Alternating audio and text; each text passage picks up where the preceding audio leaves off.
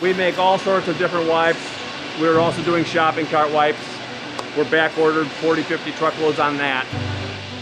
We've shifted our whole focus, all of our energy to working to fight COVID-19. Right now we're making face mask kits. Usually we'd be making hospital grade disinfectants on this line. I had been reading about personal protective equipment shortages, and I knew that the material that we use to make the wet wipes was melt-blown polypropylene, which is the same material that they use to make face masks. So I started thinking about, hey, how could we make this into a mask? I wanted to come up with a design that you didn't need a sewing machine for, that anybody could do it at home extremely quickly. We knew it was going to be a good filter medium because the polypropylene attested about 15 times greater filtration than something like a bandana. We also added a static charge, which doubled its effectiveness.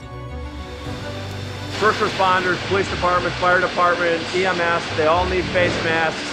There's a shortage.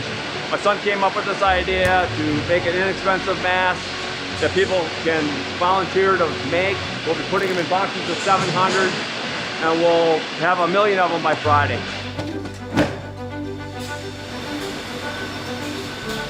From idea to completion, it only took 2 weeks. And my goal is to help the people that need them the most. So we've been reaching out to doctors and working with them on helping to distribute the masks.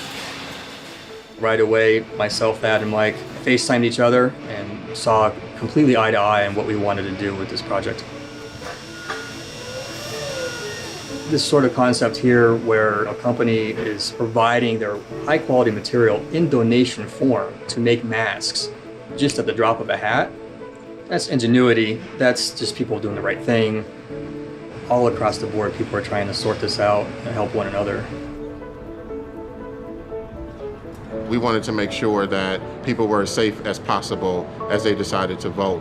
And luckily, we came across these masks that were provided by Rebel Converting through Unite MKE, Ignite Change, as well as the Medical College of Wisconsin. So we were able to obtain and distribute over 1,500 masks, and people were extremely grateful. There you go. How many? There you go. Rebel Converting is trying to partner with other local industry to be able to use their material and sew them into basically surgical masks.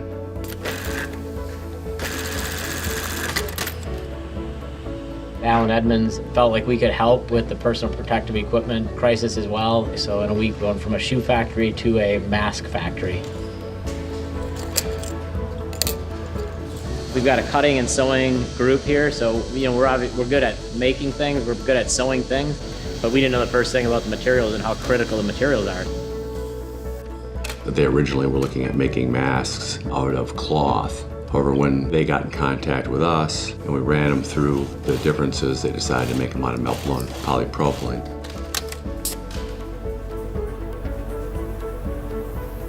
We were presented with an opportunity to contribute to making 1 million masks for the Milwaukee area for our public health care providers and people that are in hospitals. So Rebel is the company that's providing all of the material, and what we've been able to do is really become a bona fide production line. As this thing ramps up, we're going to be able to make a real difference. The best thing we all can do is stay home. And believe me, I'd love to stay home right now. But we know that there are hospital personnel, nursing homes, first responders, people caring for people with COVID in need of masks.